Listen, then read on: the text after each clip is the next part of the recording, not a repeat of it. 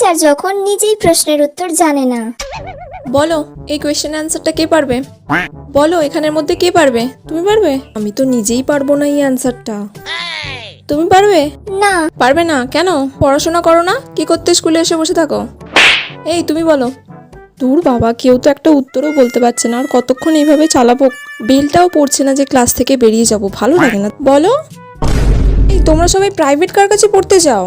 Ma'am আপনার কাছেই। ঠিক আছে, তুমি বাদ দিয়েও তো এতগুলো স্টুডেন্ট আছো, তার মধ্যে কেউ বলতে পারছো না? ম্যাম আপনিই বলে দিন। আমি কেন বলবো? আমি বললে তো তোমরা সবাই এমনিই জেনে যাবে। তাহলে তোমরা কি করো বাড়িতে?